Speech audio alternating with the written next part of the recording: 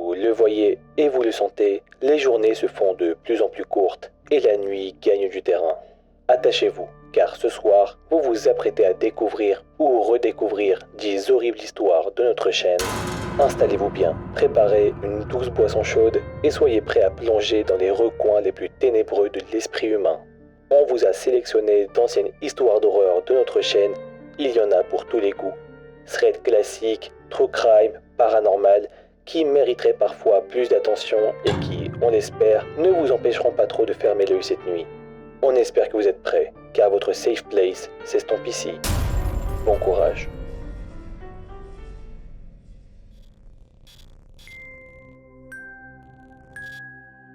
La deuxième histoire, c'est celle de Karina, et d'ailleurs elle nous précise que c'est son vrai prénom. Après avoir vu nos épisodes sur les threads d'horreur abonnés, Karina se dit qu'elle se lance et qu'elle se décide enfin à nous raconter une histoire qui l'a bien traumatisée. Pour la présenter un petit peu, aujourd'hui elle a 19 ans, mais lorsque l'histoire s'est passée, elle était au collège. À cette époque, elle avait 14 ans et elle avait une meilleure amie qui s'appelle Alice. Karina et Alice créent rapidement des liens, elles ont énormément de points communs, c'est super cool.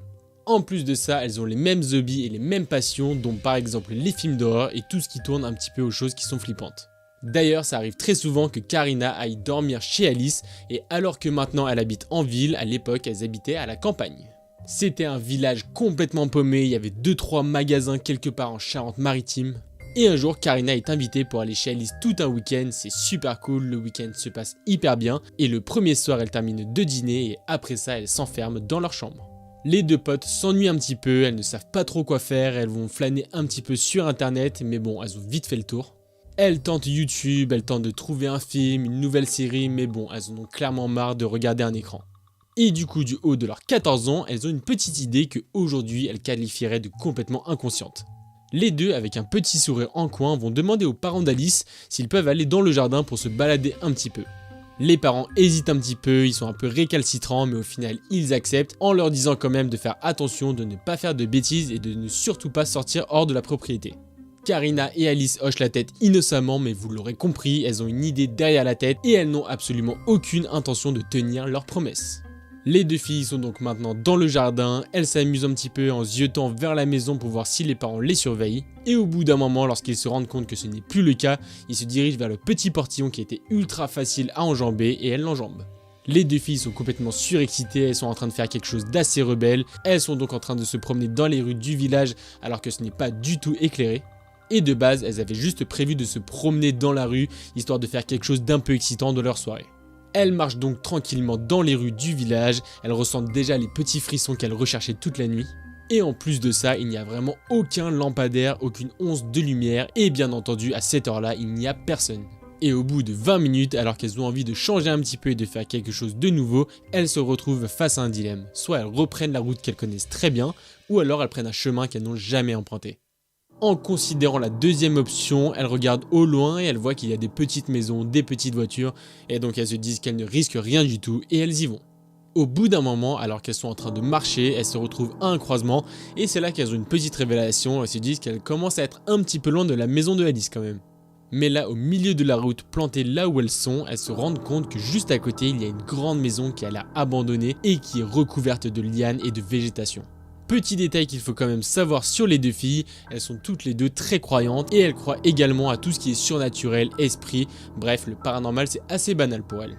Complètement intriguées, les deux filles se dirigent de plus en plus vers la bâtisse et au fur et à mesure qu'elles avancent, elles se rendent de plus en plus compte que la maison est grande et qu'elle a l'air impressionnante. Tous les volets sont fermés, il n'y a absolument aucune lumière qui sort de cette maison, bref c'est complètement évident que personne n'habite dedans.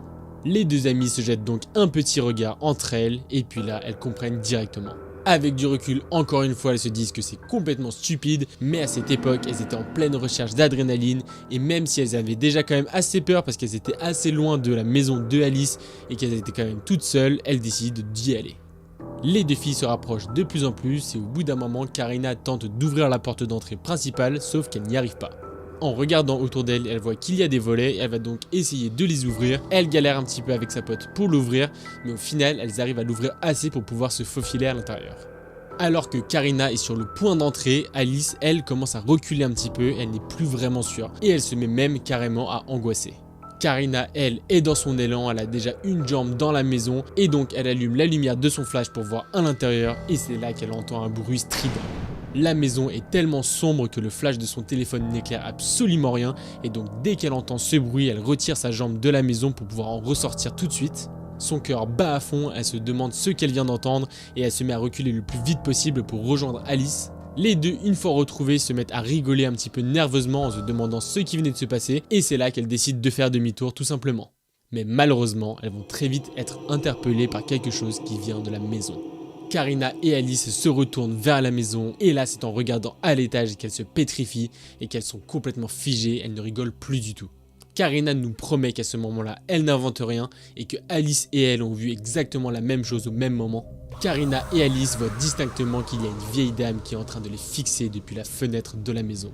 La présence est trop lointaine pour que les deux filles puissent voir à quoi elle ressemblait. Mais il y a un détail qu'elles remarquent tout de suite et qu'elles n'ont jamais vu de leur vie, ce sont ses yeux jaunes.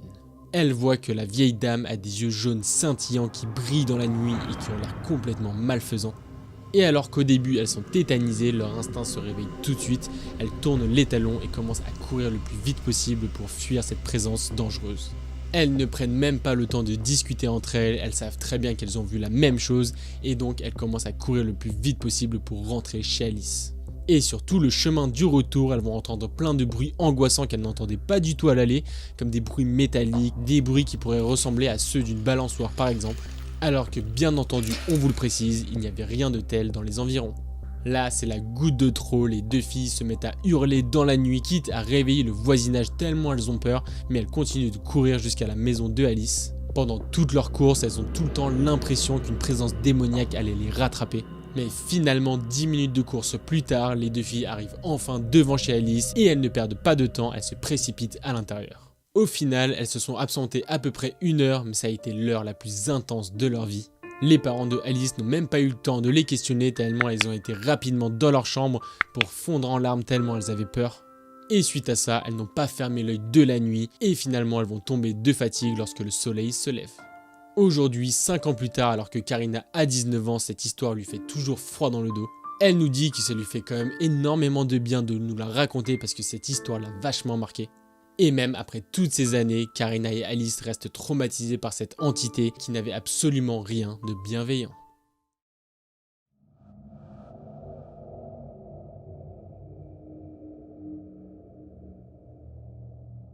Bon, nous voici pour la 4e histoire, j'espère vraiment que vous êtes prêts, que votre cœur est accroché parce que ce soir on va vous raconter une histoire des plus sordides, des plus sombres et vraiment des plus dégueulasses qu'on a racontées sur la chaîne. Et cette histoire, c'est celle de Richard Trenton Chase qui naît le 23 mai 1950 en Californie. Richard, c'est l'aîné d'un couple qui aura une petite fille un peu plus tard. Et en 1953, la famille déménage dans une petite maison après avoir habité un appartement. Et très tôt dans sa vie, les choses commencent à partir un petit peu en cacahuète. Richard a des problèmes, il se met à chasser des animaux, à les capturer et puis à les torturer. Et alors qu'il a à peine 10 ans, il s'amuse à passer tous ses nerfs sur des chats et d'autres animaux.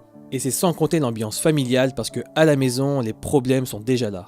Sa mère est suivie par 2 psychiatres et le couple va très mal, il est englué dans des problèmes financiers, ils vont perdre leur maison en 1963. Mais malgré ça, Richard va à l'école, il va même terminer ses études et avoir son baccalauréat, mais il n'ira pas plus loin et juste après ça, il va s'octroyer une année sabbatique. Et à partir de ce moment, en étant jeune adulte, il est souvent arrêté pour possession de stupéfiants et il se retrouve très souvent devant le tribunal. Mais au bout du compte, il reprend les études et s'inscrit à l'American River College où il continue de se droguer, de s'adonner à la boisson et il est également brièvement vu par un psychiatre pour des troubles de l'ordre sexuel. Mais le psychiatre en question va également détecter un autre problème mental chez son patient et ce trouble serait la conséquence d'une colère refoulée. En février 1971, alors âgé de 20 ans, il loue un appartement et à ce moment, c'est un véritable comportement paranoïaque qu'il va commencer à développer.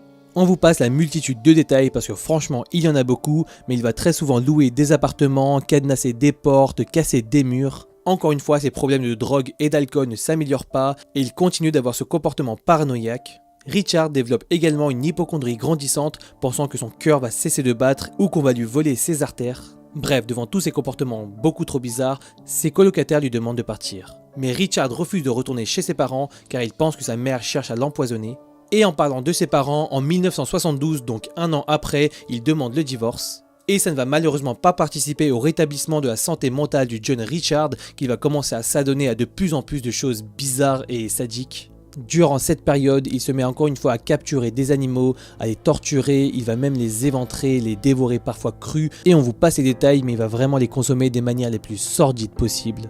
Et en 1973, alors qu'il est en voyage en Utah, il va encore une fois se faire arrêter par la police car il aurait menacé une jeune fille qui aurait refusé ses avances et il aurait dégainé un pistolet. Et après avoir payé la caution, son père va l'envoyer chez sa grand-mère pour qu'il y fasse un séjour censé le calmer, mais malheureusement ça ne va pas du tout fonctionner et à son tour, la grand-mère ne va plus supporter Richard et va lui demander de partir. Au mois de décembre 1973, il est encore une fois interné. Aux infirmières et aux médecins, il dit qu'on lui a volé son artère pulmonaire et que son sang ne circule plus dans ses veines. Et après ça, Richard se met à faire des choses horribles, comme s'injecter du sang de lapin, s'auto-mutiler pour boire son sang, tuer des oiseaux dans le même but. Et ce comportement va tellement terrifier l'équipe médicale qu'il va être surnommé Dracula. Malgré tout, le corps médical n'arrive pas vraiment à donner de conclusion sur l'état de Richard. Ils ne savent pas s'il s'agit d'une schizophrénie ou alors si c'est sa consommation excessive de drogue qui provoque toute cette psychose. En 1976, il est de nouveau interné et malheureusement les choses vont de pire en pire. Il commence à devenir violent physiquement envers sa famille et rebelote et est de nouveau interné à l'American River Hospital mais s'en échappe alors que les médecins le considèrent à présent comme un danger pour les autres patients. Ils parviennent à le rattraper et le transfèrent dans un autre hôpital pour des soins prolongés et là les femmes de ménage font savoir qu'il leur arrive très souvent de retrouver des oiseaux et des animaux morts sous les fenêtres de la chambre de Richard. Et c'est en septembre 1976 qu'il est finalement remis dehors avec le même diagnostic que précédemment, il est atteint de schizophrénie paranoïde. Et alors qu'à l'issue de son internement, il retourne une énième fois chez ses parents, c'est en 1977 que l'histoire va prendre un tout autre tournant. Parce que jusque-là, la vie de Richard se résume à des actes vraiment horribles, sordides et sans pitié, mais même si on peut penser qu'il a déjà atteint le fond, vous allez voir que Richard va faire encore pire. Ma voiture était tombée en panne. Il fallait que je me trouve un appartement car ma mère ne voulait plus me recevoir pour Noël. Avant, j'allais chez elle et je discutais avec elle, ma grand-mère et ma sœur. Frustré, j'ai tiré depuis la portière de ma camionnette et j'ai tué quelqu'un. Et la deuxième fois, les gens avaient gagné plein d'argent et j'étais jaloux. On me surveillait, donc j'ai tué cette bonne femme et j'ai pris de son sang. Je suis également entré dans la maison et j'ai tué toute la famille, mais malheureusement, quelqu'un m'a vu. Une fille s'est pointée et a appelé la police, mais les flics n'ont pas réussi à me dénicher. Et cette fille, c'était la petite amie de Kurt Silva, mon copain qui est mort dans un accident de voiture. Je crois que c'est le syndicat qui l'a fait descendre, parce qu'il était dans la mafia et vendait de la drogue. La fille se souvenait de Kurt et j'ai essayé de lui soutirer des infos. Elle m'a dit qu'elle s'était mariée avec un autre et qu'elle ne voulait plus me parler. Le syndicat se faisait donc de l'argent en obligeant ma mère à m'empoisonner. Je les connais et je les traînerai devant les tribunaux quand j'aurai réussi à rassembler tous les morceaux. Les phrases que vous venez d'entendre, c'est ce que Richard prononcera lors de son procès, parce qu'il sera finalement arrêté en 1979 après 2 ans de massacres complètement indicibles et inhumains. Mais malheureusement, et vous l'avez compris, il ne s'agit pas de simples meurtres, mais des choses vraiment sordides. Très souvent, Richard se rend dans des maisons sans raison apparente, tue tous les occupants de cette maison ou souvent des cibles qui sont seules. Après les avoir sauvagement assassinés, il se met à les vider de leur sang et également, c'est vraiment horrible à dire, mais à consommer leurs organes.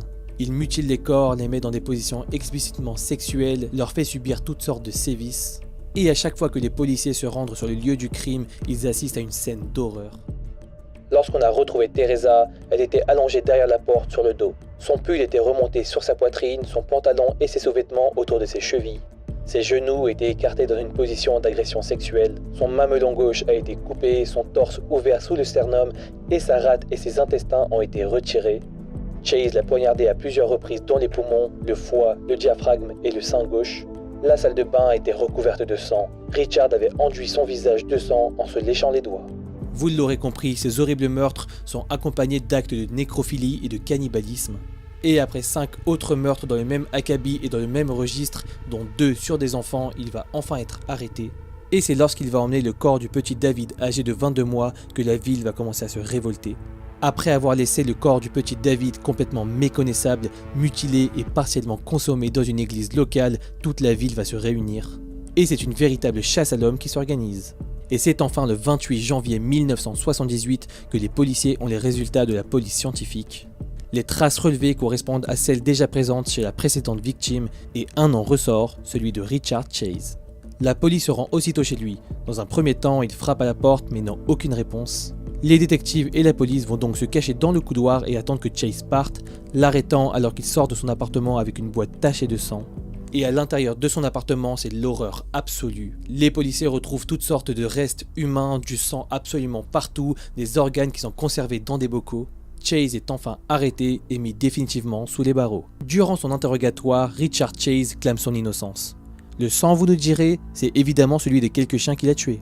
Et lorsque les policiers lui demandent confirmation, il va simplement dire « Oui. D'ailleurs, je veux bien plaider coupable pour cruauté envers les animaux. » Mais mis devant les faits, Richard va devoir reconnaître les faits devant les 2 psychiatres venus pour l'expertiser. Devant eux, il ne montre aucun remords et explique froidement ses actes. C'est en 1979 que s'ouvre enfin le procès de Richard Chase pour 6 meurtres au premier degré. Et pour lui éviter la peine de mort, ses avocats vont plaider pour des meurtres sans préméditation et vont essayer de tout mettre sous le coup de la maladie mentale. Mais le 8 mai 1979, après 4 mois de procès, le jury a délibéré pendant 5 heures et le déclare finalement coupable des 6 meurtres et le condamne à la peine de mort. Aidé par 2 psychiatres qui ont jugé Richard sain d'esprit au moment des meurtres, le jury ne retient pas la folie. Richard est donc envoyé à la prison de Saint-Quentin, puis à l'hôpital psychiatrique de Vacaille pour un temps avant de retrouver la prison. À ses compagnons de détention, il montre un comportement des plus étranges. Il passera les derniers instants de sa vie omnibulé par les théories du complot. Richard est persuadé que les gardiens de prison veulent l'assassiner en empoisonnant sa nourriture. Et finalement, la peine de mort ne sera même pas mise à exécution, car le 26 décembre 1980, Richard est retrouvé mort dans sa cellule. L'autopsie va montrer plus tard qu'il s'est donné la mort en faisant une dose volontaire d'antidépresseurs. Et c'est là que s'arrête l'histoire de Richard Chase, qui aura traumatisé tout un pays.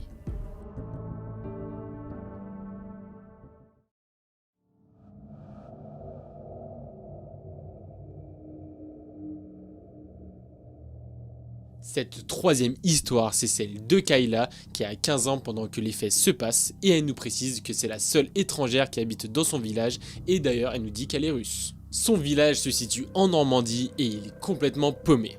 Elle nous dit d'ailleurs que depuis qu'elle est au lycée, elle a pris l'habitude de courir 10 km dans son village et que quasiment à chaque fois elle n'avait croisé personne. Sauf que vous allez voir, un fameux jour ce détail va radicalement changer. Lorsque l'histoire se passe, il est 17 h et Kayla est en train de courir dans l'endroit le plus paumé de son parcours. Il s'agit d'un petit chemin très sinueux où même une voiture aurait du mal à rouler. Et en plus de tout ça, il fait extrêmement chaud, sachant que elle n'a pas du tout l'habitude, elle est beaucoup plus habituée au froid dû à son pays d'origine. Elle commence donc très vite à être crevée, c'est pourquoi elle ralentit. Au bout d'un moment, alors que Kayla continue sa course, elle remarque au loin qu'il y a un jeune homme qui marche devant elle. L'homme n'est pas petit, l'homme n'est pas grand, surtout qu'il est caché par les buissons et qu'il est assez loin, sauf qu'il n'est pas tout seul, il est accompagné d'un chien, un très gros chien, un husky. Au départ, l'homme ne la voit pas, il continue à marcher, il est dos à elle, sauf que son chien, lui, l'a très bien vu et donc il se retourne et se met à aboyer, ce qui fait que l'homme aussi se retourne. Dès qu'il se retourne, l'homme cache un objet dans sa poche, un objet que Kayla n'arrive pas à identifier car il est un petit peu trop loin. Vu son comportement un petit peu étrange, Kayla conclut très vite que c'était certainement quelque chose d'illicite, quelque chose qu'elle n'était pas censée voir, et donc même si ce n'avait pas de lien direct avec elle, elle ressent un sentiment de danger, et donc pour pallier à ça, elle éteint le son de son casque, mais elle le garde pour faire semblant qu'elle n'était pas préoccupée par ce qui se passait. Alors que Kayla continue à marcher dans sa direction, elle remarque qu'il a un autre objet dans la deuxième main.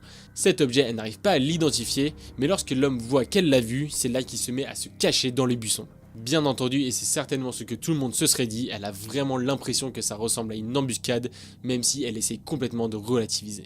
En passant subitement à côté de lui et en faisant semblant qu'elle ne l'avait pas vu, elle ne peut pas s'empêcher de lui lâcher un petit regard et c'est là qu'elle remarque que dans une main il a un téléphone et que dans l'autre il a un pistolet. Ce pistolet, elle le reconnaît, c'est exactement le même qu'elle utilise dans son stand de tir. Complètement flippée, Kayla envoie un message tout de suite à sa pote Chloé en lui disant que peut-être il était en train de chasser, sauf que sa pote va lui répondre que c'est impossible et que personne ne chasse avec ce genre d'arme. Kayla sait que les choses ne vont pas du tout, elle est complètement flippée et terrorisée et donc elle décide de presser le pas, mais elle ne peut pas le faire car à l'instant même, elle remarque qu'une voiture se dirige vers elle et lui barre la route. Dans la voiture, il y a 2 hommes qui ont à peu près le même âge que le troisième qui d'ailleurs avait arrêté de téléphoner. Alors qu'elle se retrouve complètement bloquée entre les 3 individus, elle entend l'homme qui était derrière elle crier que c'était bien elle, que c'était bien la russe. Elle comprend donc immédiatement qu'ils en ont après elle, c'était impossible qu'ils aient deviné qu'elle était russe sans la connaître. Et donc elle décide de prendre les choses en main, de ne pas rester bloquée là et de traverser le talus pour pouvoir leur échapper. Tout en s'enfuyant, Kayla se pose toutes sortes de questions. Elle se demande qui sont ces individus, pourquoi ils en ont après elle. Elle a d'ailleurs remarqué que la voiture était immatriculée dans une autre région et donc elle ne sait pas du tout pourquoi ils sont là. Pendant sa fuite, Kayla pense à se réfugier dans une maison qui n'est pas très loin, sauf qu'en faisant ça, elle se rappelle que les propriétaires ne sont pas là. Elle n'a donc plus qu'une option, c'est un petit chemin qui passe à côté d'un étang. En passant devant l'étang, et là on vous l'accorde, ça paraît presque trop gros, mais les surprises ne s'arrêtent pas là. Elle remarque au bord de celui-ci qu'il y a un petit sac scotché qui a l'air bien enfermé mais qui a l'air de pourrir. C'est presque comme s'il y avait des restes dedans qu'elle n'arrive pas à identifier mais qui sont là depuis très longtemps. Surtout que le sac relâche une odeur ignoble, qu'à côté il y a aussi des vêtements et qu'une camionnette est garée là. Là c'est beaucoup trop, elle a juste une envie, c'est d'échapper à toute cette situation beaucoup trop bizarre. Elle se remet donc à courir mais elle n'est pas au bout de toutes ces surprises parce que devant elle se plante un nouvel homme. En voyant cet homme, son cerveau se déconnecte complètement. Elle passe en pilote automatique et se met à marcher normalement. L'homme lui aussi continue à marcher, il est au téléphone, mais lorsque Kayla entend la camionnette s'ouvrir derrière elle, elle se remet à courir, elle regagne ses jambes et se remet à sprinter le plus vite possible. Son plan consiste maintenant à rejoindre la gare car à côté il y a un bar et donc il y aura forcément du monde pour l'aider, sauf que celui-ci se trouve quand même à 5-6 km, sa course lui semble interminable surtout qu'en plus elle n'a quasiment plus de batterie. Alors qu'elle continue à courir le plus vite possible, elle entend derrière elle une voiture arriver et il s'agit de la première voiture qu'elle avait vue, sauf que cette fois ils ont une remorque.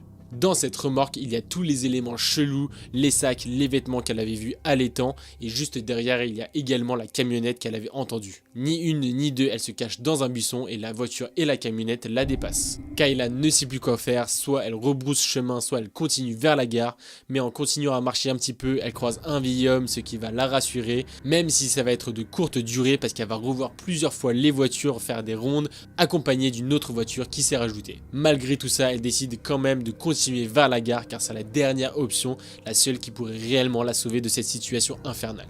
Kayla continue donc de marcher vers la gare. Il faut savoir que pendant tout ce temps, elle avait laissé son téléphone allumé pour tenir au courant Chloé, pour lui envoyer sa localisation, prendre des photos en direct. D'ailleurs, c'est pour ça que vous avez pu apercevoir quelques réelles photos qu'elle a prises. Mais là, ses nerfs lâchent, elle se met à pleurer, elle a réellement l'impression qu'elle ne terminera pas cette journée.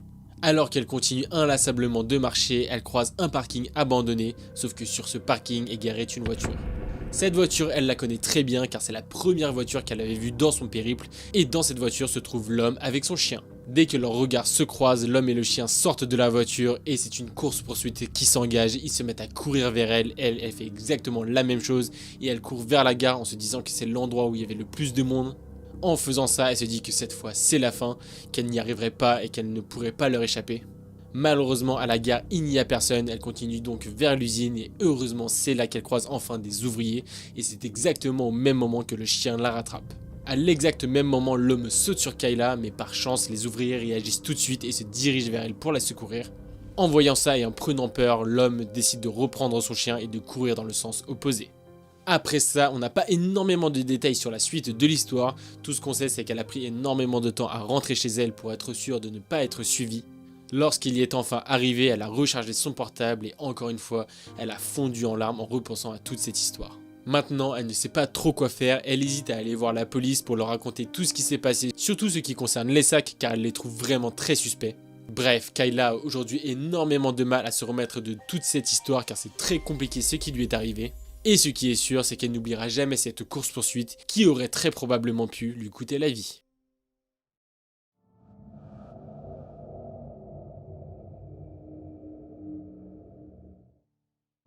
Bon, comment allez-vous? Oui, je sais, c'est pas coutume de demander ce genre de choses avant de raconter une histoire, mais pour le coup, Clara qui nous la raconte nous dit que ça l'a vraiment bien marqué et qu'elle a mis énormément de temps pour s'en remettre. Et pour cause, les faits se déroulent alors qu'elle avait 9 ans et au moment où il écrit ses lignes, elle en a 25.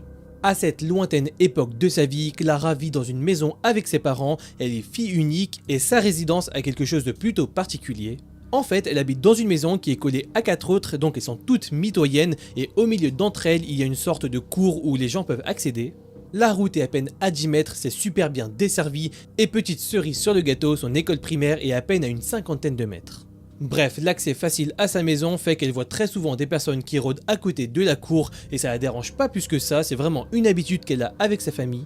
Et d'ailleurs son quartier est tellement safe que ses parents ont décidé qu'à l'âge de 9 ans, elle était assez grande pour pouvoir rentrer de la maison toute seule, mais également qu'elle était assez grande pour passer 1 heure toute seule en complète autonomie en attendant sa mère après les cours. Bref, après cette journée bien fatigante de jeune fille de 9 ans, Clara rentre chez elle, parcourt ses quelques 50 mètres, elle rentre de sa maison et suit directement la procédure. De 1, elle vérifie que la porte d'entrée est bien fermée, et de 2, elle vérifie que la porte menant au patio et du coup à l'espèce de cour est bien fermée également. Bon, après s'en être assurée, Clara se dit qu'elle a 1 heure à tuer, mais également 1 heure à profiter à fond avant que ses parents reviennent. Du coup, elle file à l'étage pour essayer de s'amuser, jouer avec ses jouets, bref, vivre sa meilleure vie. Mais heureusement pour elle, elle n'est pas au bout de ses surprises parce qu'à un moment, elle commence à entendre un bruit qui provient d'une fenêtre extérieure à sa maison et elle l'entend directement, c'est une fenêtre qui se situe au rez-de-chaussée. À ce moment-là, Clara est super contente. Pourquoi, me direz-vous? Bah tout simplement parce qu'elle est sûre et certaine que c'est son chat qui était perdu depuis plus de 3 mois qui vient de enfin revenir à la maison. Mais entre vous et nous, on sait très bien que c'est pas du tout comment les choses vont se passer.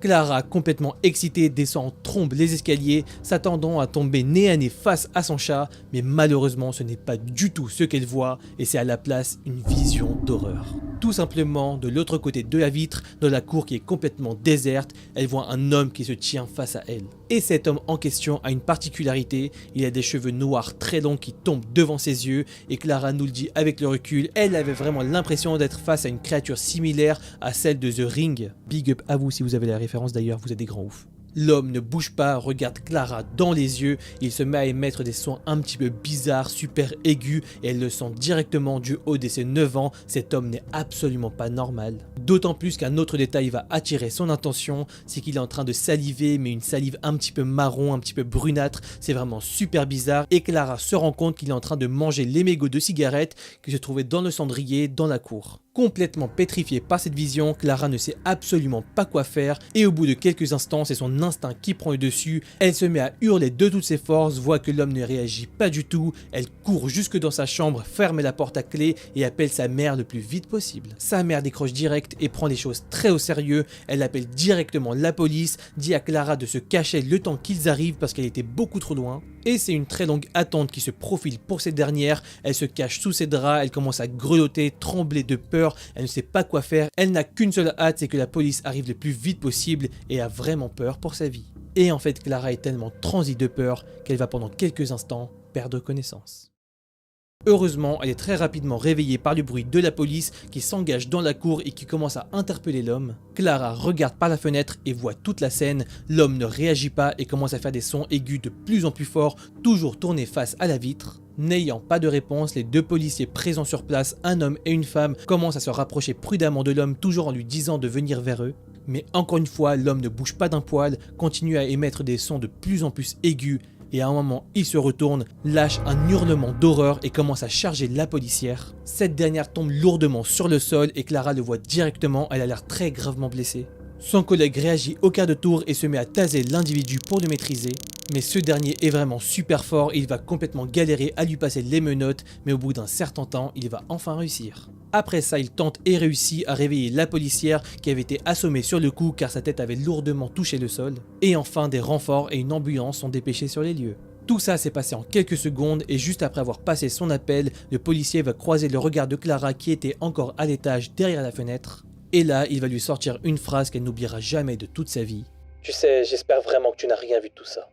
Après ça, les choses s'enchaînent rapidement, les policiers vont embarquer l'individu, vont lui promettre de revenir juste après pour tout lui expliquer et en attendant, c'est une voisine qui va venir s'occuper de Clara le temps que sa mère arrive. Et c'est à ce moment-là que l'histoire prend une toute autre tournure. Le soir même, sa mère est bel et bien rentrée à la maison et le policier, comme promis, va passer pour tout leur expliquer. Ils s'assoient tous calmement et ce dernier va en fait leur expliquer que cet individu était atteint d'un autisme sévère. Il était en fait interné dans un établissement spécialisé qui était à peine à 5 km de là, il était venu à pied. Et tout ça pour une raison bien particulière. 5 ans auparavant, juste avant que la famille de Clara n'emménage dans la maison, cet individu habitait là avec sa mère et cette dernière était la seule à prendre soin de lui. Et il s'était en fait enfui et avait parcouru tout ce chemin pour essayer de la retrouver. En plus de ça, il avait une musculature très développée et Clara s'en souvenait très bien vu comment il s'était débattu avec les policiers et du coup à cet âge-là, ne comprenant pas vraiment, elle va simplement demander aux policiers de s'assurer que ça n'arriverait plus jamais. Et c'est d'ailleurs ce qu'il va faire. Bref, Clara va être sous le choc pendant quelques nuits, elle ne va pas réussir à trouver le sommeil, mais après ça, bizarrement, sa routine va reprendre et elle va complètement oublier l'histoire. Les années sont passées, Clara grandit de plus en plus et plus aucune nouvelle de ce type, et d'ailleurs elle n'y pense pas vraiment. Et même, elle n'y repensera quasiment plus jusque très récemment. Clara est maintenant une jeune femme qui est âgée de 24 ans, il s'est passé énormément de choses dans sa vie, elle a d'ailleurs racheté cette maison à ses parents qui ont déménagé et profitent de leur retraite beaucoup plus loin. Et un fameux soir, alors qu'elle se retrouve toute seule chez elle, elle va voir une ombre se profiler dans la cour. Un peu déstabilisée, Clara fait un signe de tête à un individu qui ne va pas répondre, mais un bruit caractéristique va l'interpeller, des sons très aigus qui émanent de cette personne. Son cœur se met à battre la chamade, elle comprend directement, c'est comme si un déclic la parcourait à travers toutes ces années. Il s'agit bel et bien de l'individu qu'elle avait vu des années plus tôt. 16 ans plus tard, l'homme était revenu chercher sa mère. À ce moment-là, avec tout son recul d'adulte et en prenant en considération toute l'histoire, Clara se rend compte qu'elle est en fait plutôt désolée pour lui. Elle n'a plus vraiment peur de cet individu, elle ressent plutôt une profonde tristesse pour lui, et du coup très prudemment elle sort de chez elle et lui demande simplement s'il voulait venir. À ce moment-là, une partie d'elle se met à penser qu'il va simplement l'assommer comme il l'avait fait avec la policière bien des années plus tôt, mais l'homme va simplement lui sourire, sauter la clôture et s'avancer vers elle.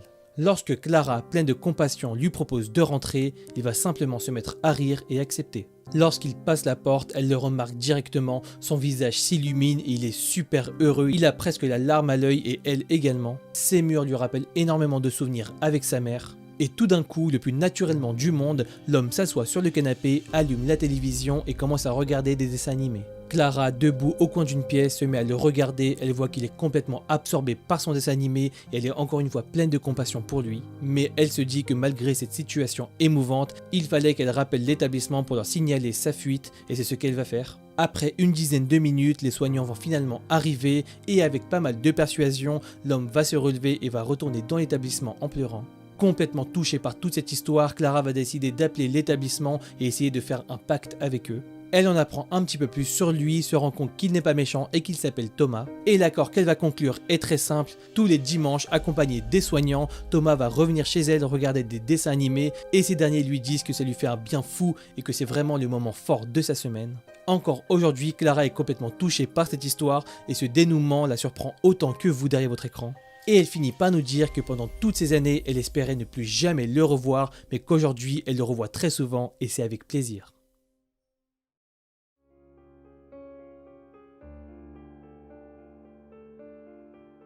On est en 1906, Clara Germana Cele est une jeune orpheline de 16 ans. Elle est originaire de la petite ville de Natal en Afrique du Sud. On est dans un milieu qui est quand même relativement religieux et Clara fréquente l'école de Mission Saint-Michel depuis ses 4 ans. Et la religion, c'est quand même très important pour Clara, elle est baptisée catholique et elle croit depuis sa plus tendre enfance. Et d'ailleurs, toutes les religieuses qui l'entourent la décrivent comme étant très gaie, très joyeuse et très assidue. Mais tout ce beau contexte va changer en 1905, un an avant que les faits éclatent, lorsque Clara fait sa communion. Et c'est notamment le père Erasmus Horner, et oui, vous avez bien entendu le nom, ce n'est pas une blague, qui va commencer à déceler les premiers changements chez la jeune fille. Pendant ses confessions et toutes les fois où il la croisait, alors qu'elle était plutôt gaie, plutôt joyeuse de base, il va commencer à la trouver plutôt morose et même parfois agressive. Et ce qui va vraiment le marquer et qui va remarquer le plus souvent, c'est vraiment ce côté triste qui n'était pas du tout présent en elle jusque-là. Bon, on pourrait se dire que ça peut arriver, que Clara, elle grandit et que du coup, il peut y avoir des changements d'humeur, mais là, vous n'êtes pas du tout prêts parce que ça va très vite partir en cacahuète, car en 1906, Clara vient retrouver le père Erasmus, elle lui fait une confession pour le moins très étrange. Parce que dans le plus grand des calmes, la jeune fille va simplement lui avouer qu'elle s'est vouée au service de Satan. Et pour prouver tout ça, parce que Clara ne rigole pas du tout, elle va amener avec elle un petit papier où est inscrit le pacte qu'elle aurait fait avec Satan et elle le présente directement au père Erasmus. Au début, ce dernier est plutôt dubitatif, il va se demander si Clara n'est pas simplement en train de faire une blague de très mauvais goût parce qu'il avait vraiment du mal à y croire et s'était tellement effronté. Mais malheureusement pour le père et pour Clara, ce n'était pas du tout une blague, car très vite il va commencer à déceler les premiers signes d'une possession démoniaque chez Clara Germana Cele. Par exemple, elle commence très peu de temps après à avoir des crises d'hystérie au cours desquelles elle se met à hurler comme jamais. Elle se met à débiter des paroles complètement incompréhensibles comme par exemple « Je suis perdue, j'ai fait une confession et une communion sacrilège, je dois me pendre car Satan m'appelle ». Et alors que les événements étaient plutôt incroyables, les semaines qui vont suivre ne vont pas être en reste. Par exemple, en août de la même année 1906, Clara assiste à une messe et alors qu'elle se décrit elle-même comme étant très croyante, elle refuse de s'agenouiller. Et pire encore, elle va tenter de convaincre les autres élèves et insister pour que eux non plus ne le fassent pas. Tous ces événements plutôt perturbants pour une école religieuse vont se multiplier. Par exemple, le 20 août de la même année, les sœurs de l'école vont surprendre Clara dans sa chambre en train d'avoir des conversations avec une entité invisible. Et apparemment, cette dernière l'aurait entendu pleurer et dire « Tu m'as trompé, tu m'avais promis de beaux jours et maintenant tu es cruel avec moi ». Et directement après avoir prononcé cette phrase empreinte de désespoir, elle va attraper une religieuse et lui dire « Ma sœur s'il vous plaît, appelez le père Erasmus, je dois me confesser et tout lui dire tout de suite. Mais vite, très vite, ou Satan va me tuer. Il me tient en son pouvoir. Plus rien de béni n'est avec moi. J'ai jeté toutes les médailles que vous m'aviez données. » Mais malheureusement, cet instant de lucidité ne va pas durer parce que juste après avoir dit tout ça à la religieuse, son comportement va de nouveau changer et elle va se renfermer sur elle-même avec un sourire malicieux. Les sœurs vont également être obligées de la forcer à se mettre au lit parce que son comportement va devenir incontrôlable. Et alors qu'on assiste à une scène incroyable, le père Erasmus fait enfin son entrée, il voit directement Clara posée sur son lit et lui demande qui elle est. Et avec un regard que ne lui reconnaissait pas du tout le père, elle va simplement répondre que c'est Satan. Face à tout ça, le père Erasmus est complètement livide et il va entendre avec choc tous les propos blasphématoires de Clara. Certainement qu'il y a un enfer. Son feu n'émet aucune clarté et ne ressemble en aucune manière à votre feu. Malgré l'obscurité, nous nous voyons l'un l'autre. Le Christ nous a vaincus en mourant sur la croix. Mais à présent, beaucoup d'esprits errent à travers le monde pour séduire les hommes. Le Christ reviendra une nouvelle fois lors du jugement dernier, alors nous serons jugés sous le regard de tout le monde. Nous croyons en Dieu, mais nous le haïssons. Ne sachant quoi faire et subissant une escalade de violence, les sœurs vont décider de jeter de l'eau bénite sur Clara et ça va plutôt bien marcher parce que pendant les moments où elle va être en contact avec cette eau, elle va avoir des moments de lucidité où elle est bien Clara. Bref, tous ces moments où Clara perd le contrôle vont se multiplier et tout ça va énormément l'épuiser. Dans un compte-rendu écrit par une religieuse, elle va décrire que Clara passe son temps à agresser ses camarades et également à rentrer dans une rage folle. Et à chaque fois qu'elle croisait une sœur qui portait une croix mise en évidence, Clara voyait sa force décuplée en signe de rébellion, elle se mettait à l'insulter et elle émettait des bruits d'une bestialité sauvage que les religieuses décrivent. Aucun animal n'a jamais produit de tels sons, ni les lions de l'Est de l'Afrique, ni les taureaux furieux. À certains moments, ils sonnaient comme un véritable troupeau de bêtes sauvages qu'aurait orchestré Satan après avoir formé un chœur infernal. Bon, jusque-là, on peut se dire que la vision du père Erasmus et celle des sœurs étaient plutôt biaisées étant donné qu'elles étaient extrêmement religieuses et qu'elles redoutaient de toute façon une possession démoniaque de la part de Clara, mais ce qui est vraiment exceptionnel, c'est que toutes ces apparitions démoniaques vont se produire devant de très nombreux témoins, notamment tous les enfants de Mission Saint-Michel. Il y a par exemple cette scène complètement surréaliste, et c'est le cas de le dire, où de nombreux enfants présents sur place auraient vu Clara s'élever à plus d'1 mètre du sol. Elle était là, debout, ses membres plaqués contre son corps et complètement rigides. Et ces événements paranormaux complètement stupéfiants vont même se produire face à des personnes qui ne sont même pas dans Mission Saint-Michel. C'est-à-dire que des personnes complètement extérieures au corps de l'école auraient vu ces émanations de la part de Clara. Mais vous allez voir que ce n'est que le début et que face à tous ces événements, le père Erasmus doit prendre une décision radicale.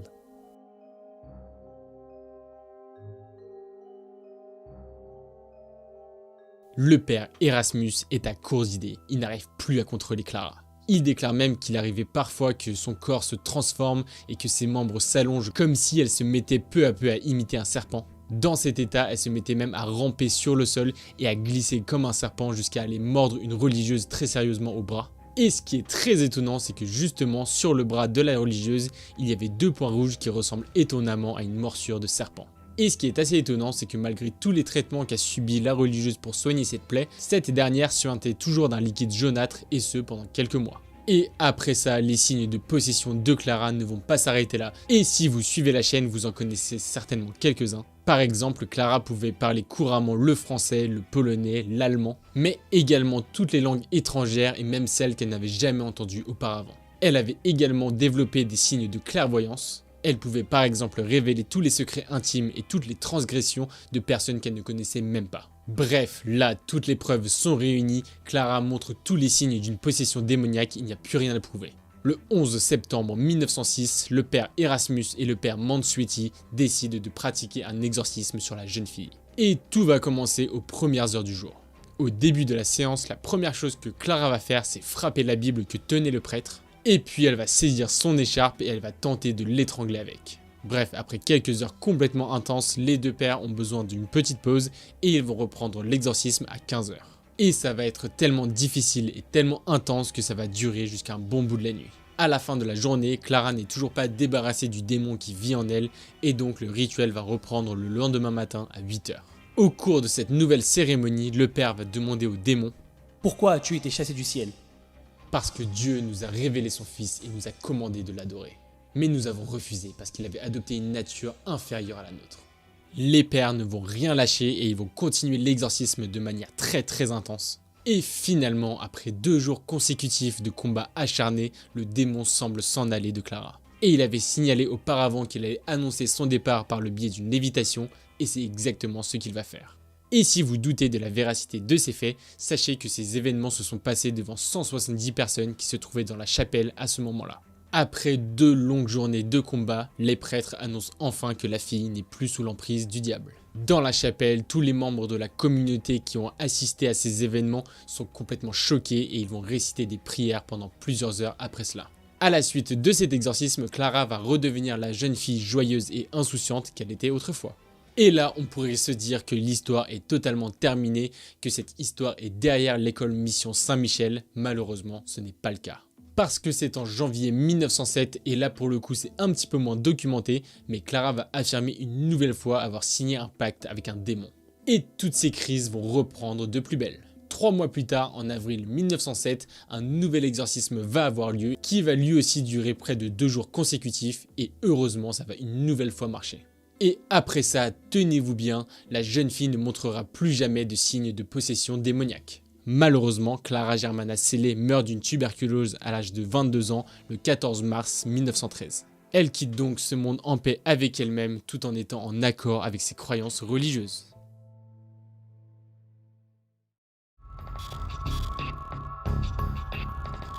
Ok, on est parti pour la première histoire bonus pour Halloween et cette fois elle nous est racontée par Yann. Pour contextualiser un petit peu, il habite en France et il habite aussi avec sa petite sœur et ses parents. Sa petite sœur, elle s'appelle Karen et elle a 14 ans. Ils ont aussi un berger allemand qui s'appelle Rex et qui est une référence directe à la série Rex. Bon, ceux qui n'ont pas la ref, ne vous en faites pas, c'est une série qui date un petit peu, c'est un peu une série de boomers, mais bon, ne t'inquiète pas Yann, nous on t'aime. La petite particularité de son histoire, c'est qu'elle s'est passée il y a 1 mois à partir du moment où il nous l'a raconté. On est jeudi, il est 15 h, Yann est en train de se promener dans son quartier avec son chien. Sa sœur Karen, elle, est au collège et Yann, il sait qu'elle finit à 14 h 30. Il y a quelque chose qu'il faut savoir sur Yann, c'est que c'est un grand frère très protecteur. Mais bon, depuis qu'elle a 14 ans et qu'elle est au collège, il ne va plus la chercher tout le temps parce qu'elle a envie d'un petit peu d'indépendance et qu'elle rentre avec ses copines. Mais ce jour-là, Yann sait que ses copines ne sont pas là et donc qu'elle va rentrer toute seule. Bon, le collège est un petit peu loin et comme on vous l'a dit, Yann il est quand même protecteur et donc il a envie de savoir que tout se passe bien. Il va donc se poser sur les marches qui sont devant chez lui et il va jouer avec son chien en attendant que sa sœur rentre. Bref, Yann s'occupe, il s'amuse avec son chien, il fait plein de petits trucs avec lui, sauf que là tout d'un coup il va remarquer quelque chose d'un peu bizarre qui va retenir son attention.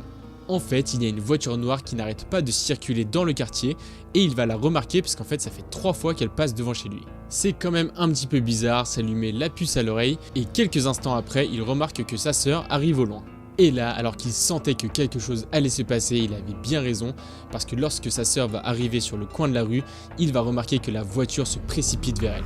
En moins de 2 secondes, la voiture s'arrête pile devant sa sœur et là il y a 2 hommes cagoulés qui vont sortir de celle-ci. Yann est donc là, devant chez lui, en train d'assister en direct à une tentative de kidnapping de sa propre sœur. Sans même réfléchir, ses jambes se libèrent et il se met à courir le plus vite possible pour aller libérer sa sœur de ces 2 délinquants. Très vite, Yann arrive à leur niveau et il va tout de suite se mettre à les confronter, il va commencer à se battre avec l'un d'entre eux qui va sortir une matraque de sa poche. Mais bon, plus rien n'arrête Yann, il va lui asséner un gros coup de poing et alors qu'il se précipite sur la 2e personne qui est en train de tenir sa sœur, ce dernier va la lâcher et s'enfuir en courant le plus vite possible. Finalement, les 2 hommes arrivent à s'enfuir et Yann il va se précipiter sur sa sœur et la prendre dans ses bras pour la réconforter au maximum. Les voisins qui n'étaient pas loin ont vu toute la scène qui s'est déroulée en quelques secondes et ils vont tout de suite appeler la police qui va arriver sur la scène et ils vont tout de suite questionner Yann et Karen. Bref, après ça, ils vont tous les 2 rentrer chez eux et ils sont complètement sous le choc de tout ce qui vient de se passer. Mais le soir même, Yann va recevoir un coup de téléphone et il va apprendre que 2 personnes ont été arrêtées par la police pour tentative de kidnapping. Même aujourd'hui, 1 mois après que l'histoire se soit passée, sa sœur Karen est toujours complètement traumatisée par ce qui vient de se passer. Elle est en état de choc, elle n'arrive pas à dormir, elle fait de nombreux cauchemars. Yann, lui, fait de son mieux pour la réconforter et depuis ce jour-là, il n'arrête pas de venir la chercher au collège. Après ça, la vie normale va tout de même reprendre, mais il faut savoir qu'il y a des nouvelles très récentes parce que lorsqu'il nous raconte cette histoire, il a eu des nouvelles des 2 personnes qui ont tenté de kidnapper sa sœur. Les 2 ont moins de 25 ans et ils vont tous les 2 être condamnés de 25 ans de réclusion criminelle. En cause, ils n'en étaient pas à leur première tentative de kidnapping et en plus de cela, ils avaient déjà violenté une jeune fille. D'ailleurs, Yann et Karen n'ont pas pu identifier les personnes parce que lorsqu'il y avait eu la tentative de kidnapping, ils avaient des cagoules. Mais ce sont eux-mêmes qui ont avoué qu'ils avaient surveillé Karen depuis très longtemps et qu'ils avaient prévu de l'enlever au bon moment. Depuis, Karen va quand même beaucoup mieux, même si elle va voir le psy 2 fois par semaine et ça lui fait énormément de bien. Bref, aujourd'hui, toute cette histoire est derrière eux et les individus concernés sont en prison. Mais Yann, lui, n'oubliera jamais cette journée-là et il n'arrêtera pas de se demander ce qui se serait passé cette journée-là s'il n'avait pas été là pour protéger sa sœur.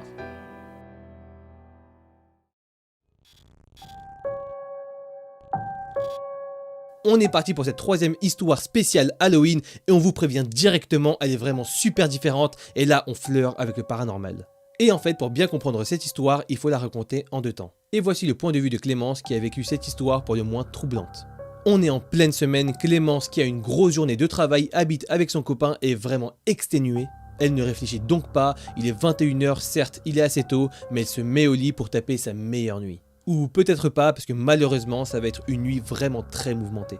Subitement en pleine nuit, Clémence se réveille et elle sent qu'elle a vraiment super soif. Tout naturellement, elle se lève donc pour aller chercher une bouteille d'eau, sauf que là, elle le sent, il y a quelque chose de très bizarre. À peine redressée sur son lit, elle a vraiment cette sensation horrible d'être épiée. Elle se retourne donc vers son copain et elle voit qu'il dort paisiblement. Elle ne comprend pas, elle a toujours cette sensation vraiment horrible que quelqu'un est directement en train de la regarder et qu'il a des yeux braqués sur elle. Elle va donc regarder dans la pièce pour voir s'il y avait autre chose. Et en tournant lentement la tête jusqu'au coin du lit, elle voit avec stupeur qu'il y a effectivement un homme qui est debout devant son lit en train de la regarder avec un sourire extrêmement malsain. Clémence est absolument tétanisée, aucun muscle de son corps ne veut bouger, et là elle va quand même réussir à faire la meilleure chose dans cette situation, elle va hurler de toute son âme. Et alors qu'elle crie de toutes ses forces, elle s'attend à une réaction quelconque, au moins que la personne devant ce lit se mette à réagir ou que son copain se réveille, mais là il ne se passe rien, elle crie toute seule. Et c'est même pire, parce que plus elle crie, plus l'homme malsain se rapproche de plus en plus d'elle, toujours avec ce même sourire qui s'élargit. À ce moment-là, elle a tellement peur qu'elle a vraiment l'impression que son cœur va s'arrêter de battre, et à ce moment-là, elle commence à avoir tout flou et être aveuglée par une lumière blanche. Elle ne comprend donc absolument pas ce qui se passe, mais quelques instants après, elle est réveillée, elle voit son copain en train de la secouer, pas du tout là où il était censé dormir quelques instants plus tôt. Et si vous voulez mieux comprendre, on passe tout de suite du point de vue de son copain. On rembobine donc la cassette pour comprendre ce qui s'est passé, on est toujours en plein milieu de la semaine et Jules voit Clémence rentrer complètement exténuée et elle se met au lit effectivement à 21 h. Bon, le fait de ne pas plus profiter de la soirée avec Clémence ne va pas vraiment le déranger parce que ça faisait super longtemps qu'il n'avait pas joué aux jeux vidéo et du coup c'est l'occasion, il allume sa console et se met à geeker comme jamais. Et alors qu'il est en pleine partie, complètement absorbé par sa manette et son jeu, il entend un cri qui le ramène directement à la réalité. Mais ce qui est vraiment bizarre et qui lui fait vraiment froid dans le dos, c'est que ce cri qui ne peut venir que de Clémence ressemble vraiment à un cri de douleur. Jules se met donc à courir à l'étage, il rentre directement dans la chambre avec précipitation et là il voit Clémence allongée dans le lit en train de fixer le plafond les yeux grands ouverts. Alors qu'elle est toujours en train d'hurler, Jules se met à paniquer, il essaie de la réveiller par tous les moyens mais rien à faire, il n'y arrive pas du tout. Complètement désemparé, il ne sait plus quoi faire ni quoi tenter, il se met donc à allumer la lumière de la chambre et heureusement ça va fonctionner, Clémence se réveille. Il se met donc à la rassurer, à lui dire que tout va bien et après cet événement complètement traumatisant pour Clémence, elle n'arrive plus à dormir et ça pendant presque 5 heures. Jules va donc rester avec Clémence pour la rassurer, mais cette dernière est complètement traumatisée. À chaque fois qu'elle ferme les yeux, elle revoit cet individu qui était vraiment super flippant, qui se rapprochait de plus en plus d'elle et qui lui voulait vraiment du mal. Et malheureusement, ces insomnies particulières vont continuer pendant encore un mois. Bon, à ce stade de l'histoire, on se demande tout ce qu'il s'est passé. Est-ce que Clémence avait vu quelque chose qui n'était pas réel? Est-ce que ça flirte avec le paranormal? Ou alors est-ce que Jules n'avait pas vu une personne qui s'était introduite dans la chambre pendant qu'il jouait? Comme on l'imagine, Clémence s'est également posé la question et elle a mené sa petite enquête. En fait, il faut savoir que Clémence souffrait à ce moment-là de mal de dos et en fait elle avait un médicament qui permettait de lutter contre ce mal. Elle devait prendre 2 pilules chaque jour, sauf qu'il y avait malheureusement des effets secondaires, notamment des hallucinations. Et ce soir-là, ne tenant plus et ayant beaucoup trop mal, elle avait pris 3 pilules au lieu de 2 pilules et peut-être que c'était ça qui lui avait causé ces hallucinations. Bref, en tout cas, on n'en sera jamais sûr à 100% et Clémence non plus. Parce que même après tout ça et même après tout ce temps, à chaque fois qu'elle referme les yeux, elle revoit ces formes qui paraissaient si réelles.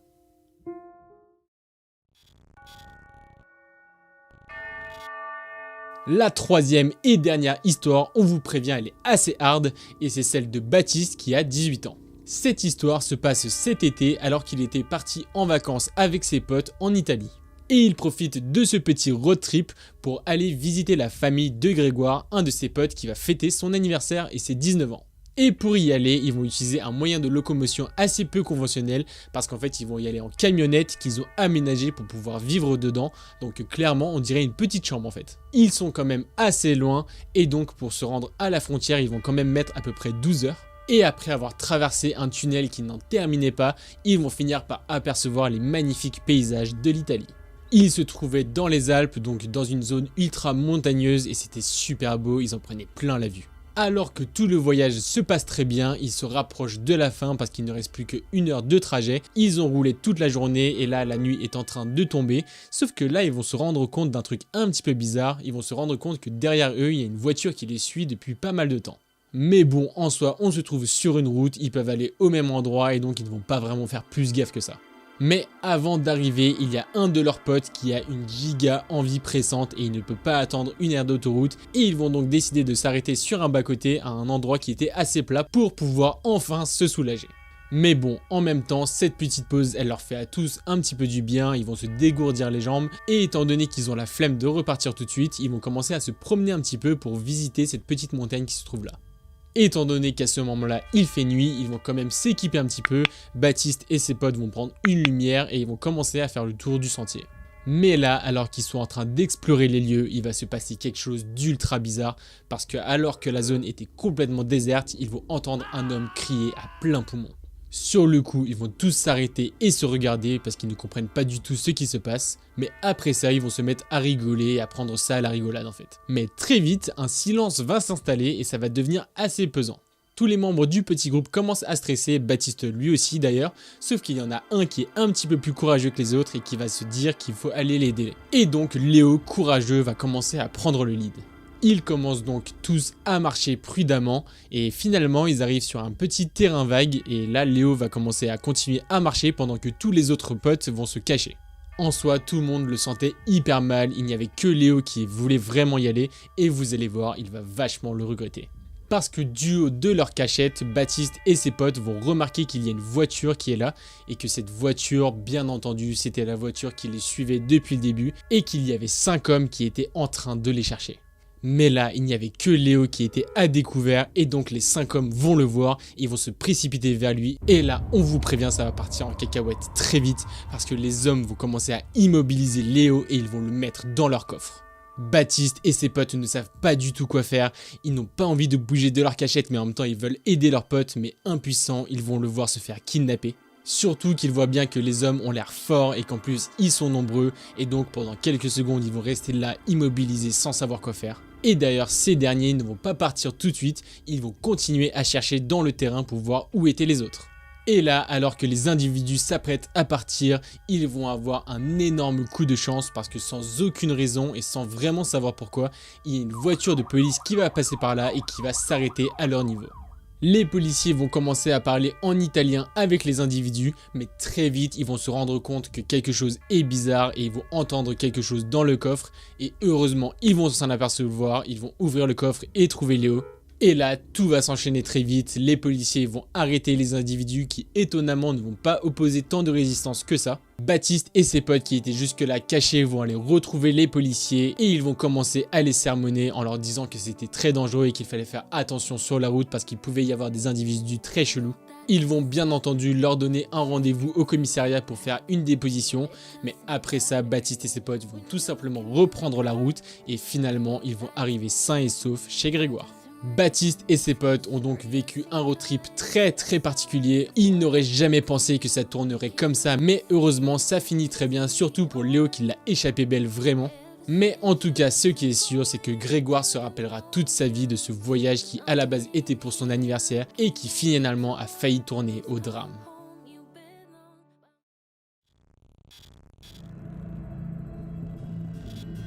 La deuxième histoire qu'on va vous raconter ce soir, c'est celle de David. Cette histoire s'est passée lorsqu'il avait 12 ans et aujourd'hui il en a 17.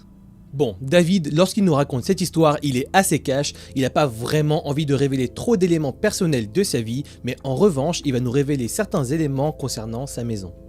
Bon, la première chose qu'il faut savoir, c'est que cette maison en question est vraiment très grande, mais plus particulièrement ce qui est important, c'est son emplacement. Et d'ailleurs, elle est située entre une rue plutôt normale et une impasse. Et c'est là que la conception de la maison est vraiment très spéciale parce que lorsqu'on arrive de la rue normale, on arrive normalement au rez-de-chaussée, mais lorsqu'on vient de l'impasse, on arrive au sous-sol. Bref, voilà, c'est assez spécial, il y a certaines maisons qui sont constituées comme ça et David nous en dit pas plus. Et concernant sa vie personnelle, il y a bien un détail qu'il veut nous donner parce qu'on n'en sait pas vraiment beaucoup, en tout cas il déteste les appels téléphoniques. Et malheureusement pour lui, l'histoire qu'on vous raconte ce soir ne va en rien améliorer les choses. Mais bon, revenons à son histoire qui se passe alors qu'il venait d'entrer au collège et ce jour-là, il n'y était pas allé car il était malade. Bon, on a tous déjà connu cette sensation lorsqu'il fait froid, qu'on est malade et que absolument rien ne va, donc pour se réconforter et histoire de pas faire trop d'activités épuisantes, David est dans son salon en train de jouer avec son chat et détail important, il est tout seul car ses parents travaillent. David est déjà en train de jouer depuis quelques minutes avec son chat et tout d'un coup le téléphone va se mettre à sonner. Bon, en soi, c'est quelque chose dont il a l'habitude, sur les téléphones fixes, il reçoit énormément d'appels pour les pubs, etc. et c'est en partie pourquoi il déteste ces appels. Mais bon, dans le doute et un petit peu saoulé, il se lève et il va décrocher le téléphone. Et au moment précis où il arrive enfin jusqu'au téléphone, il le porte à son oreille, il voit que son interlocuteur raccroche direct. Bon là, on vous voit venir, on sait très bien qu'il y a certains d'entre vous qui sont déjà en train de flipper à ce détail parce qu'il y a le décor, parce qu'il y a l'ambiance et cette petite musique flippante, mais on est d'accord, entre nous, il n'y a vraiment rien de flippant. Et donc David retourne s'asseoir, il continue à jouer avec son chat. Mais là où ça devient bizarre et que ça devient un petit peu plus creepy, c'est que 1 heure plus tard, le même scénario se reproduit à l'identique. Mais cette fois, en décrochant, David prend l'initiative de regarder le téléphone et il voit que le numéro est masqué, donc vraiment aucun moyen de savoir qui l'appelle. Et face à toute cette pression monstrueuse qui est en train d'endurer David, non en vrai il s'en fout, je rigole, il va à la cuisine et il se fait à manger. Dans la cuisine, David ne pense plus du tout à ses appels, c'est vraiment quelque chose qui peut arriver assez fréquemment. Il est tranquillement en train de faire son sandwich, en train de divaguer et en train de regarder par la fenêtre et c'est là qu'il va voir qu'il y a quelque chose de bizarre. En regardant attentivement et en restant vraiment planté devant la fenêtre pendant quelques instants, il va se rendre compte qu'il y a une personne chelou en train de faire des allers-retours dans la rue. Et malgré le fait que la fenêtre soit un petit peu opaque, David va bel et bien voir et va bel et bien confirmer le fait que c'est une seule et même personne qui fait ses allers-retours en boucle. Mais bon, David, comme vous et nous, il se dit qu'il y a forcément des voisins bizarres, de toute façon il y en a toujours, et il se dit que cette personne-là qu'il ne connaissait visiblement pas devait en faire partie, et donc il va décider de l'ignorer. Bref, clairement c'est le cadet de ses soucis, et du coup il va retourner dans le salon jouer avec son chat en terminant sa pomme-pote, et là, encore une fois, il va entendre du coin de l'oreille un nouvel appel. Bon là, clairement c'est trop, il le sent, c'est encore une fois la même personne, du coup vraiment remonté du haut de ses 12 ans, il va vers le combiné, il le décroche, et avec une voix qu'il voulait faire paraître plus grave qu'en réalité, il va demander ce que la personne voulait. Et la surprise, ça ne raccroche pas, et même à l'autre bout du fil, il va entendre une voix, et plus particulièrement un souffle, comme si une personne était vraiment essoufflée. David n'arrive pas vraiment à distinguer à travers cette voix si la personne est plus stressée ou fatiguée, mais lorsqu'il va demander une deuxième fois de qui il s'agissait, le combiné va encore une fois raccrocher. Il repose donc le téléphone à sa place, mais sans trop pouvoir expliquer pourquoi, il va commencer à sentir une certaine gêne dans la maison, il se sent vraiment pas confortable, il a vraiment l'impression que quelque chose de pesant est dans l'air. Pendant près d'1 heure, il va vraiment être sur ses gardes, il va essayer de regarder un petit peu partout en étant un peu paranoïaque, il va se demander si quelqu'un était en train de l'épier et il va prier pour une seule chose, c'est que le téléphone ne sonne plus, mais malheureusement c'est bien ce qui va arriver. Cette fois-ci, dans le doute et dans la peur, il a vraiment pas envie d'aller décrocher, mais bon, il va quand même se lever pour le faire. Et la surprise, alors qu'il craignait vraiment de savoir qui était à l'autre bout du fil, il va simplement entendre une voix d'homme lui demander s'il était disponible pour répondre à un sondage. Bon, de base, il a un peu la flemme de répondre à ce type de requête, mais faites pas genre derrière votre écran, je suis sûr qu'il y a plein d'autres vous qui sont pareils. Mais pour le coup, dans ce contexte-là, c'était vraiment super cool de pouvoir parler à une autre personne, il va trouver ça rassurant et du coup il va répondre par l'affirmative. Et alors que le début du sondage était censé le rassurer, David va très vite se rendre compte que c'était pas du tout un sondage normal et que la personne à l'autre bout du fil avait forcément d'autres intentions parce que le ton de sa voix va commencer à changer, il va commencer à prendre vraiment la confiance, à le tutoyer et à divaguer peu à peu de ce sondage. On ne sait pas vraiment de quel type de sondage il s'agit, mais à un moment, l'homme va commencer à demander l'âge de David, et là, vraiment inconfortable, et ne voulant pas répondre, vraiment, il le sent pas, David refuse donc de répondre et va commencer à lui demander pourquoi il avait besoin de cette information. Et là, c'est un énorme coup de froid et je vous préviens, vous n'êtes pas prêts parce que lorsque David va entendre la réponse, il va vraiment être paralysé sur place. L'homme va simplement lui dire sans aucune pression dans sa voix qu'à travers la fenêtre, il avait vraiment du mal à distinguer quel âge il avait. Sur ces mots, David est sous le choc et en fait tomber le téléphone et en se retournant peu à peu, il se rend bel et bien compte qu'il y a un homme en train de l'épier avec un air vraiment macabre à travers la fenêtre. L'homme en question est situé dans l'impasse et il est effectivement en train de regarder David de haut. Et sans pouvoir l'expliquer, David le sent, cette personne a vraiment des mauvaises intentions, il n'est pas là pour rigoler, il n'est pas là pour être ami avec lui et il se demande ce qu'il doit faire, est-ce qu'il doit appeler la police, est-ce qu'il doit prendre les jambes à son cou. Mais finalement, sous la pression, c'est son propre corps qui va décider car il va tomber à genoux et se cacher sous la fenêtre. Pendant près de 30 minutes, et vraiment c'est super long, l'homme va essayer de rentrer par tous les moyens, il commence à toquer super fort sur les fenêtres, sur les portes, sur les murs, bref, il fait un véritable vacarme et David est complètement paralysé. Et au bout de ces 30 longues minutes, sans savoir pourquoi, l'individu va complètement s'arrêter. Sentant que l'individu est parti mais n'étant pas complètement sûr, David va rester dans sa position pendant quelques instants et juste après il va se lever et aller voir par la fenêtre de la cuisine et voir que l'individu est effectivement parti. Après ça, et c'est peut-être lié au traumatisme, ses souvenirs sont complètement flous, il se souvient avoir attendu ses parents dans sa chambre, avoir pleuré sous la pression et voir ses parents rentrer. Depuis ce jour, David n'a jamais eu de nouvelles de cette personne, il ne sait pas ce qu'elle est devenue, qu'est-ce qu'elle voulait et cette personne en question n'a plus jamais appelé. David se pose à juste titre 1 milliard de questions et il se demande vraiment tous les jours ce que cette personne voulait. En tout cas, ce qui est sûr, c'est qu'il n'oubliera jamais le comportement extrêmement bizarre de cet individu qui très certainement ne lui voulait pas du bien.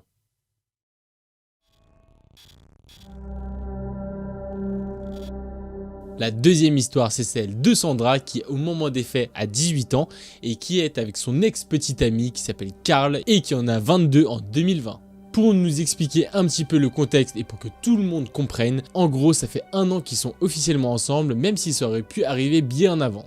Avant ça, elle ne voulait pas sortir avec lui parce que lui, il habitait avec une fille et qu'elle avait de forts doutes sur leur relation même si lui disait que ce n'était qu'une amie. Alors qu'effectivement, elle avait raison de suivre son instinct parce que ce n'était pas du tout le cas et elle avait bien raison d'avoir des doutes à ce moment-là parce que effectivement, même lorsqu'il va sortir avec Sandra, il va continuer à faire des choses avec elle. Mais bon, ça, elle ne le savait pas et au début de leur relation, tout se passait plutôt bien, ils s'entendaient très bien, elle avait même assez confiance en lui pour lui envoyer des photos intimes d'elle et elle l'avait aussi laissé les sauvegarder, ce qu'elle regrette des années après. Comme on l'a dit auparavant, tout se passait bien au début de la relation, mais très vite les choses vont devenir un petit peu bizarres parce que Sandra va remarquer qu'il envoie toujours des messages à son ex et il va même lui dire qu'elle lui manque et qu'il l'aime toujours. Après avoir vu ça, et on la comprend tous, Sandra va être complètement vénère et elle va lui demander des explications et lui il va commencer à bidouiller, il va s'excuser, il va essayer de l'amadouer, mais bon, elle va quand même exiger qu'il envoie un message à son ex pour qu'il clarifie la situation et qu'il lui dise qu'il est officiellement en couple et qu'il n'est plus du tout intéressé par elle. Et lorsqu'il va envoyer ce fameux message, son ex va complètement péter un câble, ce qu'on peut un petit peu comprendre étant donné le caractère manipulateur de Karl.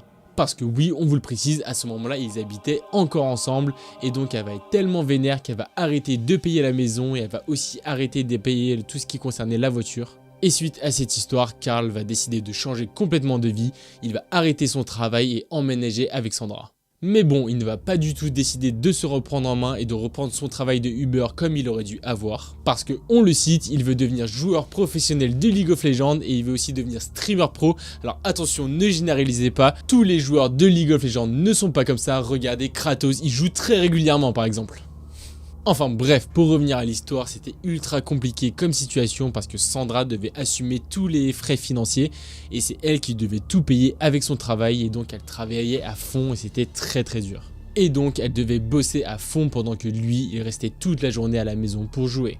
Avant de le rencontrer, Sandra avait quand même pas mal d'économies sur son compte, mais tout ça va partir en fumée très vite parce que lui-même il va utiliser sa carte pour payer ses factures de téléphone et aussi pour payer la voiture. Mais il utilisait aussi l'argent de Sandra pour s'acheter des bonus dans les jeux vidéo, bref vous l'aurez compris, il commence à vraiment la ruiner.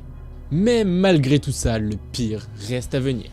Sandra va très vite découvrir qu'il utilise une vieille tablette pour regarder des contenus pour adultes très souvent, mais aussi qu'il avait des comptes fake sur des sites de rencontres, plusieurs comptes Instagram aussi, et que sur ces comptes il se faisait passer pour une femme. Là, ça commence à devenir un petit peu trop pour Sandra qui va le confronter, lui dire que c'était trop et qu'elle allait partir. Et c'est là qu'il va faire une crise, il va se mettre à pleurer, à lui demander pardon en lui promettant qu'il allait changer. Malheureusement, il va réussir à la convaincre de rester et avec le temps, les choses vont empirer et ça va être à un tel point qu'elle va commencer à avoir peur de partir. Surtout qu'au fur et à mesure, il commence à être violent, il commence à la frapper, il commence à lui reprocher plein de trucs. Il lui dit par exemple qu'elle est jalouse de toutes les autres filles et que c'était à cause de ça qu'il n'arrivait pas à travailler. Bref, tout ce genre de petites choses qui montrent que c'est une relation bien toxique. Et ça va empirer lorsqu'un jour elle va se rendre compte que sur sa tablette, il y a des choses encore plus hard. Déjà, elle va se rendre compte qu'il ne s'est pas arrêté avec ses comptes fake, mais en plus, elle va se rendre compte qu'il utilise des photos d'elle et des photos de son ex pour les envoyer et même les vendre. Et on parle de photos de Sandra lorsqu'elle avait 16 ou 17 ans, c'est vraiment horrible. À ce moment-là, et cette fois c'est pour de vrai, c'est beaucoup trop, Sandra sabote la tablette et elle prépare ses affaires pour partir pour de bon. Lorsque Carl voit ça, il vrille complètement, il se met devant l'entrée. Sandra essaye de le contourner mais il ne la laisse pas faire, il l'attrape par les cheveux, il la plaque par terre et il commence à l'étrangler. Complètement paniquée, elle est immobilisée, elle n'arrive pas du tout à se débattre et il serre tellement fort qu'à ce moment-là, elle a accepté l'idée de se sentir partir et c'est au dernier moment qu'il va la lâcher et qu'elle va commencer à suffoquer et à tousser. À bout de souffle, Sandra essaye de ramper par terre et de s'éloigner le plus possible de lui, mais encore une fois il ne va pas la laisser faire, il va l'attraper par la jambe et il va la traîner hors de l'appartement. En plus de ça, il va garder avec lui toutes ses affaires, son porte-monnaie et toutes ses affaires précieuses. Sandra est maintenant là sur le palier de la porte à le supplier pour entrer et finalement il va ouvrir la porte et encore une fois la traîner, mais sauf que cette fois c'est dans les escaliers, elle va donc avoir plein de coupures et des bleus. Et après quelques instants, alors qu'il la laisse là complètement blessée, elle se décide enfin à appeler la police, qui ne va absolument rien faire. Tout de même, après toute cette histoire, Carl va être forcé de déménager parce qu'il va être expulsé de son appartement. Et quant à Sandra, elle va s'en remettre et trouver un nouvel emploi. Après cette histoire, Sandra a heureusement coupé les ponts complètement avec lui. Elle a maintenant un nouveau travail, tout va mieux dans sa vie. Mais l'histoire ne s'arrête pas là parce qu'un jour, alors qu'elle était en train de rentrer du boulot, elle se dirige dans sa voiture. Et alors qu'elle se retourne vers la banquette arrière, elle voit que Carl est assis dans sa voiture. Parce qu'il faut savoir que là où elle se garait, c'était un quartier plutôt safe et qu'elle avait l'habitude de laisser sa porte ouverte. Sandra est complètement paniquée et à ce moment-là, Carl lui saute dessus pour essayer de l'attraper. Elle est en train de se débattre pour essayer de se défendre complètement, mais heureusement à ce même moment, il y a un individu dans la rue qui va voir toute la situation et qui va appeler la police. Ces derniers vont arrêter Carl et ils vont dire à Sandra de rentrer chez elle. Malheureusement, Carl va très vite être libéré sous caution et en plus, lorsqu'il a fait son petit séjour en prison, il a donné le numéro de téléphone personnel de Sandra à plein d'individus malveillants. Le pire, c'est qu'il ne s'arrête même pas là. Dès qu'il sort de prison, il va marcher 5 heures pour retrouver l'appartement de Sandra et là, il va se poster devant, commencer à la stalker, à la regarder d'un air très menaçant. Ne sachant pas quoi faire, Sandra va appeler son père qui va très vite arriver, lui mettre un coup de pression, c'est qu'il va faire qu'il va s'enfuir. Les jours qui vont suivre, Carl ne va pas s'arrêter, il va continuer à la harceler. Il va lui dire par exemple que lorsqu'elle fera sa remise de diplôme, il allait venir pour tout gâcher. Il va aussi créer plein de comptes fake en se faisant passer pour elle sur les réseaux sociaux. À ce jour, le 1er janvier 2023, Carl n'a toujours pas arrêté et il continue de vendre des photos de Sandra et de son ex sur internet. Et Sandra n'espère maintenant qu'une chose, c'est que ce cauchemar s'arrête et qu'elle n'entende plus jamais parler de lui.